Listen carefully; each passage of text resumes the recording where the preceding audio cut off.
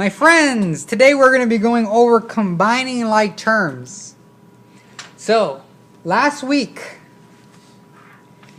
we did, for the first time, incorporate variables into our math. Am I correct? We finally saw numbers mixed in with letters. 2x plus y. The thing was, actually let me switch that y to a x, let's say, yeah sure, an x, whatever. The thing was, we had a little cheat sheet on the side. Because they were evaluating expressions, those type of questions will obviously give you what x is on the side. Let's say it's 3, right?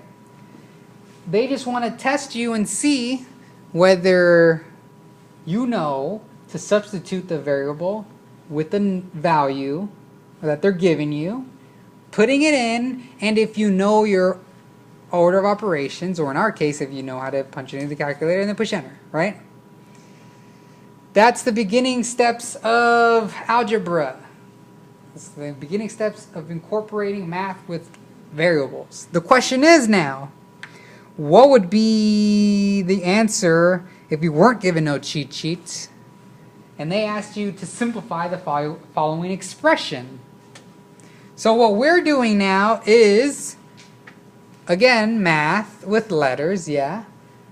But now we're actually incorporating more of an algebraic approach to things, to not solve the following problem, but to simplify the following problem. So what we're doing today, and in case you're ever given this question, don't let the term intimidate you. Even though I call it combining like terms, what you're really doing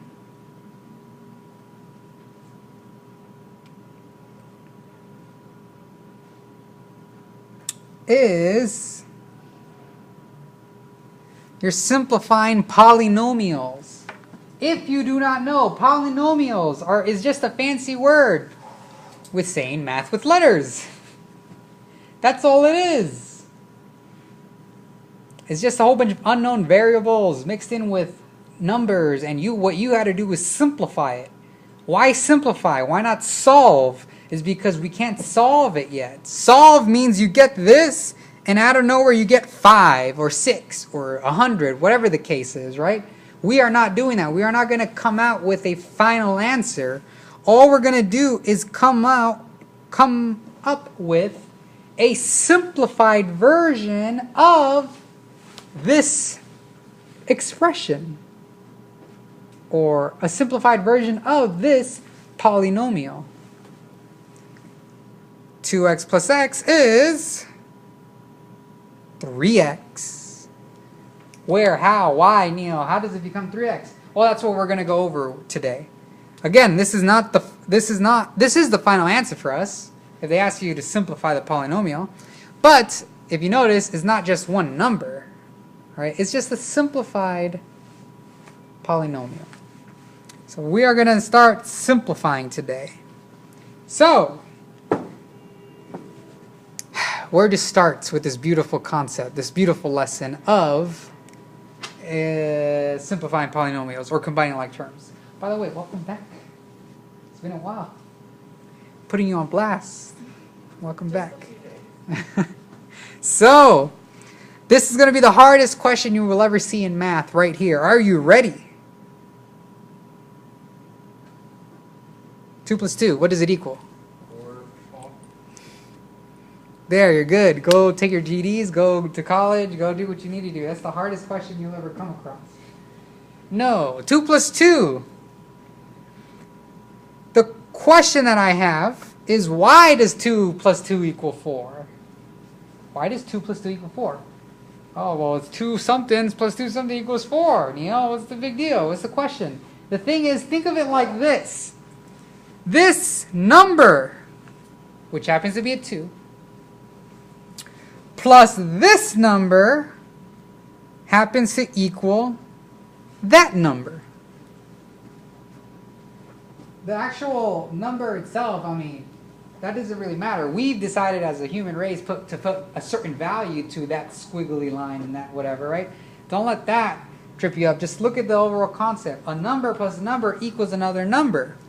So when we're given a problem like this, 2x plus 5x.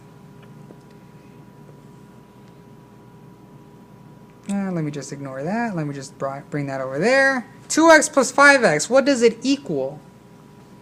Well, the thing is, my friends, if you notice here, this is not complicated. This is a number that happens to have a variable plus another number that has a variable. Guess what it's going to equal to? It's going to equal a number with that same variable. The same variable. You know your answer will have a number, but you know it's going to have at least that same variable. But now comes the question, what's that number? 7x. It's that simple. What's 2 plus 5? It's 7x. The variable that they both have in common just gets thrown over to the final answer. And all you ever have to worry about is what the numbers become. And you always have to focus on the operation itself. What if it was like this? What's the final answer? 3x. Negative 3x. It's that straightforward. There's a reason why it's that simple, and there's a reason why it's that straightforward, is because these are like terms. So, that's a very important term to remember when something is like terms. Like terms, my friends. Like terms. All it really is if, I'll just say it so I don't have to write it. It's if your terms, as in each item that's on the table, pretty much, each physical term, if they have the same variable, and if those variables have the same power. For instance, if we go back to our 2 plus 2, 2 plus 2, do they have the same variable? Well, in this case, they don't have matching variables. They don't even have a variable, right? They're just two numbers. Well, guess what? Even though they don't have the same, they don't have a variable, they technically have the same variable, which is nothing. It's a number plus a number, which equals another number. In this specific case, there's my two terms. Do they have the same variable? They both have x's, right? So in this case, because they have the same variable, but those variables have the same power, and then again, in this case, not having one, well, there is one, right? If you don't know this, because I did go over it a million times, a standalone variable is always to the power of 1, right? But to us, to the naked eye, it doesn't have any. It doesn't have anything up there. But guess what? They're matching. They're matching a nothing to the power of nothing, right? So that's why these two are like terms, because they have the same variable and those variables are to the same power. Because they are like terms, you can do 2 minus 5 or 2 plus 5. You could actually do the operation at that point. Question? Yeah, so does that mean with the 2x plus x, that's how you got Oh, yes. 3x? So, well, I was actually going to go back to this one. Yeah, I was actually going to go back to that. Because of the 1 value or whatever? The little one that's right there. So tell me, do they have the same variables? Do those variables have the same power? Yeah. So now you can do the operation of 2 plus 1. Where did that 1 come from? That's just part of math, if you did not know, which I was going to go over today. But yes, in front of a standalone variable, in front of any naked variable, a y, an x, a z, there's always a 1 in front. That's going to come very handy in the problems that we're about to do today. There's always a 1 in front of a standalone variable. And if you want to put it into your memory bank, a standalone variable is always to the power of 1. That also will come in handy, I believe, tomorrow. But those were little tricks. Let's go back to learning the basics first, because that was a little step forward. Sorry. So now let's look at this right here. Let's look at this.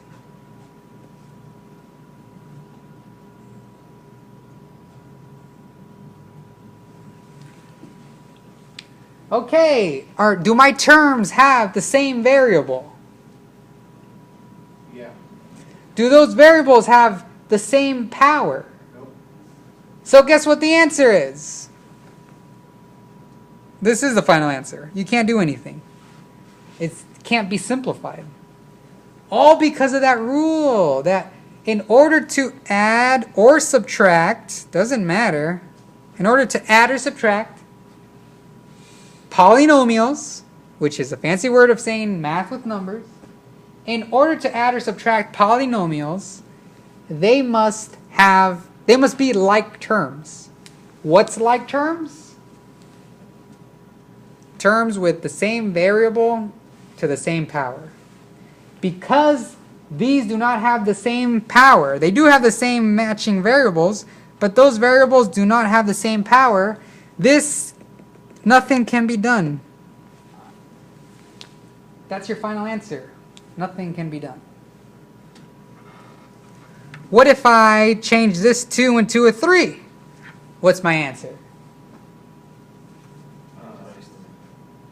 8x cubed to the power of 3. Do you see why? Because 3 plus 5 is 8, and then you just bring down the matching like terms. X cubed. So now let me turn it up a notch. How about that? Let me turn it up a notch.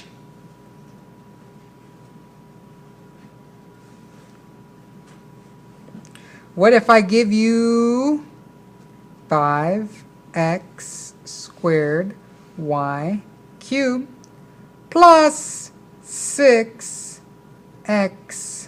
cubed y squared? Okay, 5x squared y cubed plus 6 cubed y squared. First things first that you should always ask yourself is, are they like terms? Well, you tell me. Do each term, do they have the same variables? Well, I see an x there, and I see an x there, I see a y there, I see a y there, so they do have matching variables. But tell me, those variables, do they have matching powers? No. No. And honestly, it didn't matter if this y did. Let's say this y had a matching to the power of 3. Because of this small little x squared and this small little x cubed there, because of that small little difference, nothing can be done. It's not like terms. In order to be like terms, in order to add or subtract polynomials, they need to be the exact same. The variables need to be to the same matching power, which meant either one could have changed. This x had to be a 2 and this y had to be a cube. That's the only way you could now combine these variables, these terms, these polynomials. Yes? So the way it was before, that would be nothing to do with that problem? You can't do anything. Can't do. If you had a multiple choice, you'd probably see this exact same thing as a multiple choice answer. Right? And usually people that don't study this, they'll immediately think that is not the correct answer. Because they'll probably look at that and they'll be like, hey, that's the same answer as the question, which means that can't be the answer. And they cross that off their list, and then they just guess at that point, right? But no, you should know that that would be the answer you choose. This exact one, because there's nothing you can do. These are not like terms. They must have the same matching variables, and those variables must have the same matching powers. So now comes a new problem.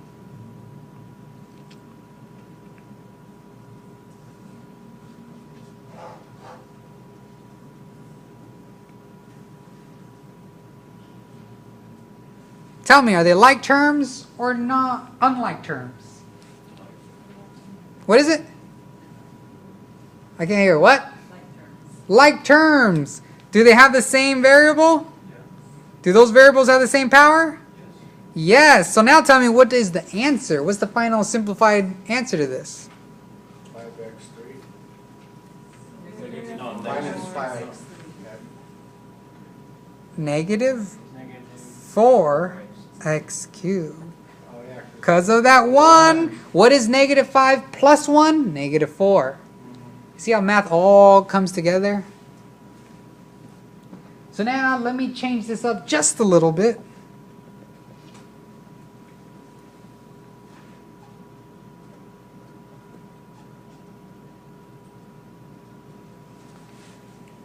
Like or unlike? Which means what's the final answer? It's that. Nothing could be done. Do you see? So you must really, in the worksheet I'm going to hand out, the first part A is literally that. They're going to give you 2 terms, and they're just going to ask you, I think it'll be like this, with the comma in between. They'll just give you 2 terms, and they'll tell you, is it like or unlike, with a little blank space, and you have to put unlike, right? Or like. That's the first part of the worksheet. Just because that is a very, very important technique that you gotta have. You gotta be able to spot whenever you see like terms, so that you could combine them, right? So that's part A. But is that all simplifying polynomials are? Is just operation, a standard adding or subtracting of 2 polynomials, and then having to combine them or leave them the way they are if they aren't like terms? Is that really all we do here? Of course not. The way like terms is going to be thrown at you is like this. Are you ready? Are you ready to lose your minds right now? No, we are ready.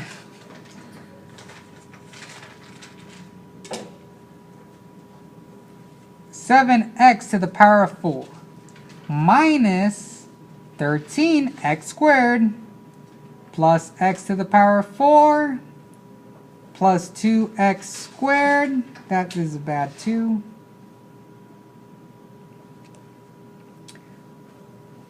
Plus 5x plus 3 plus x. That's algebra right there. That is algebra. So now, what do we do? Well, my friends, we combine like terms, which means go throughout this whole polynomial and spot the ones that are like terms and then combine those. Now, what's a technique that's going to help you here? I teach students this technique so that they apply it, and then there's a guaranteed success rate if you follow this. There's obviously many different ways you can do it. I like showing students the shapes, using different shapes to distinguish all like terms. So start with the first one and put a circle around it. What you're going to do now is go throughout this whole expression and put a circle on this first term's like term. Put a circle around its buddy pretty much. Where's the other x to the power of 4? Yes, that's correct. Do you see? That's the only other one with the x to the power 4. By the way, there could be multiple like terms. So over here, if by chance they gave us another one, 5x to the power of 4, you would put a circle around that, right? Don't ever think that you're only limited to 2. Always spot that sometimes there's more than 2. There's 3 or 4 of like terms. But in this case, there's only 2x to the power of 4s. All right, stop there. Don't even, well, actually, not stop there. Continue on. Don't try to solve that right then and there. Go on to the next term. Put a different shape.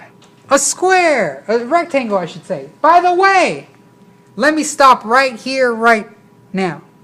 If you noticed, when I put a circle on that one, what did I do? I added the sign to the left of the term. My friends, that's key. Right to the left. The symbol to the left of your number or variable, always include it with your shape. Because that's the difference. Yes. It's still up and running. All right. Hopefully it doesn't gas out on us. So, always include the symbol to the left into your shape, because that's what tells you whether it's a positive one or a negative one. That x to the power 4, what is it? A positive one or a negative one? Positive. It's a positive because it says it right there. It's a plus. And that's going to help you out tremendously once we do our next stages. But for now, just use shapes and always remember to incorporate the symbol to the left. So in this case, I put a rectangle on my negative 13x squared. Tell me, where's the other x squared at? There's that. Alright, there's no more other x squares. Move on. Put a different shape. I'll put a triangle on that one. Where's its buddy at? And then we have the loner here, which is the plus 3, which doesn't have a like term. It's just a loner. Its like term would be if at the end of this problem they just added a number, right? Like a negative -6 or plus 12. It doesn't matter. Its like term would be another number. But it doesn't have its like term. So it just stays there. It's just a loner. It's just hanging out. And we'll see what happens to those loners.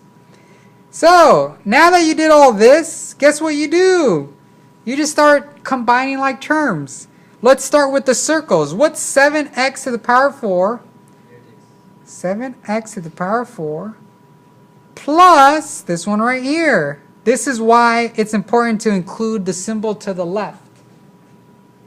This is why it's important, because that tells me what I'm going to do. What is 7 plus 1? So 8 would 8x to the power of 4. Just like that, these two are done. Now you move on to your rectangles. And you could always rewrite it if you want.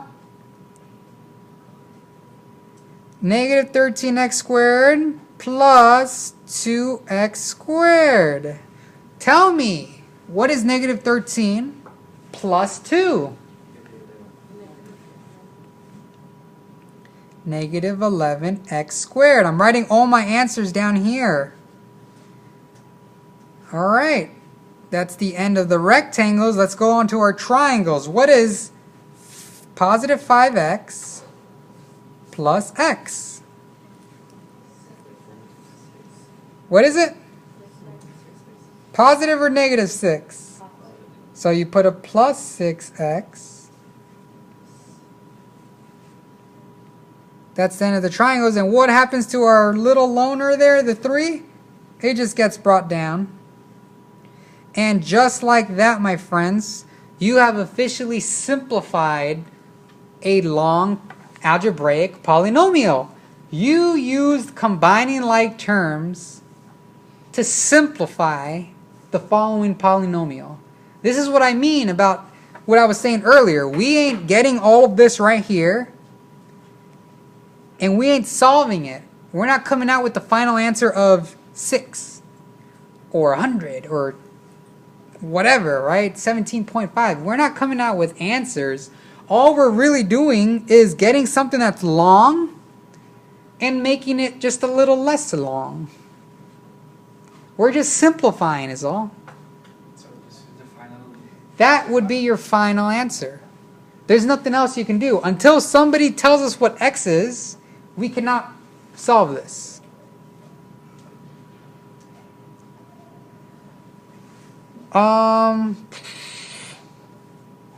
Yeah. That, my friends, is combining like terms, and that is everything. And if you notice, here all we had was x for the variable. All we had was x, which means, well, yeah, I mean, don't be surprised if you see more than one variable.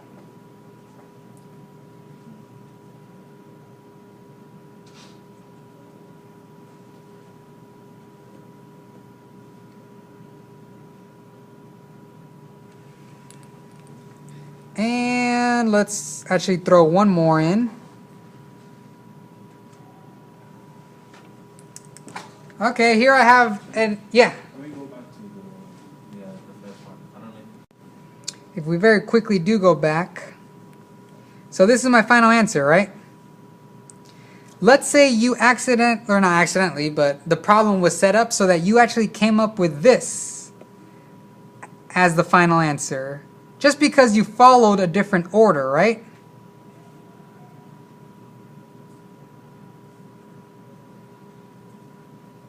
Like that. This is no different from that. You aren't incorrect if you wrote that down. But in math, there's a certain order in which you should always write your polynomials, which is the highest power. So this is why, let's say you're doing, those of you taking your GED or taking whatever test that you're taking, if you come up with this right here, when you're doing your worksheets, your scratch piece of paper, you're doing all the math, and you come up with this one right there. But let's say you have a multiple choice question and you see it's multiple choice answers and you don't see this exactly the way it is. It's your job to know that the correct answer, if you're choosing your multiple choice, is this one, obviously, because there is no difference. Gentle. Oh, did it go off? Gentle. It's this one right here. That's the answer you're looking for because they're both the same. The only difference is math likes to rearrange stuff in something called standard notation, which is from greatest to least. It just likes to rearrange stuff. But don't ever let that trip you up, all right? In my class, if you did this, I'm not going to count that against you, right? Because I know you did the hard part, which is the most important, which is the combine like terms. But in tests and all of that type of stuff, you're going to see this as your final answer. And don't ever freak out. Don't ever come up with this on your scratch piece of paper and be like, I don't see my answer. Oh my God, I'm guessing. Boom. No, look carefully. If you notice, there's a positive 3. There's a positive 3. There's a negative 11. There's a negative 11. There's the positive x to the power 4. There's the positive. It's all the exact same thing. They just rearranged it from greatest to least. What determines something to be greater and what determines something to be least? It's its power. So if you get this, well, if we look at it like this, we could have literally 1 trillion, it doesn't matter. X will always be bigger than that number. A variable is always bigger than a number. What's bigger than that variable? X squared. What's bigger than x squared? It doesn't even matter if this x over here happens to have a 10x. This 2x squared is still bigger, all because of its power. What's bigger than 2x squared? A measly little x cubed. It doesn't even need a number in front. Because of that cube is bigger than the 2x squared. Always look at the powers to determine how to lay out your final answer. Does that answer that? I went too in depth. But it was supposed to be part of my lecture anyways. So thanks for bringing it up. So yeah, that's called standard notation. If we look at this problem here, if we notice in this specific problem, we have a like term there, we have a like term there, another one there, another one there. What does it come out to be? What is 3xy squared minus 6xy squared?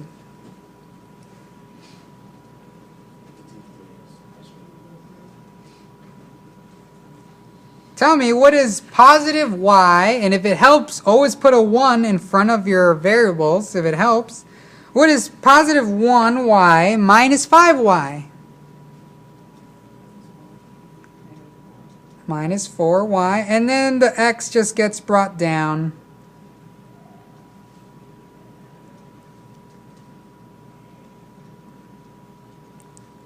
Are you ready for another little weird, what's it called? Arrangement that you got to possibly watch out for? This is where I was going to talk about the thing. Not only do you have to sometimes worry about your powers, rearranging your powers, but you also have to worry about, if you have multiple variables, is the alphabet. This is what we just came up with, right?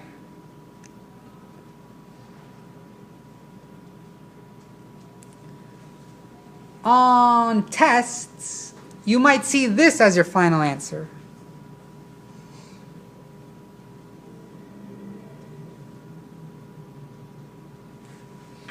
Can somebody tell me why?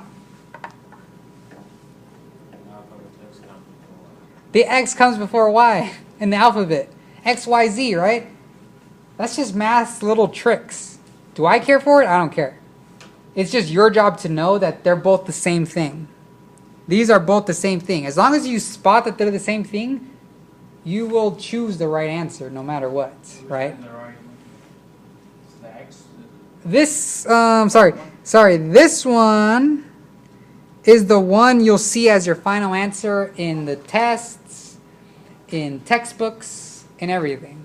Because math follows in order, right? And they like to not only put things in order of least to, greatest to least in terms of powers, but they also like to keep track of your alphabets.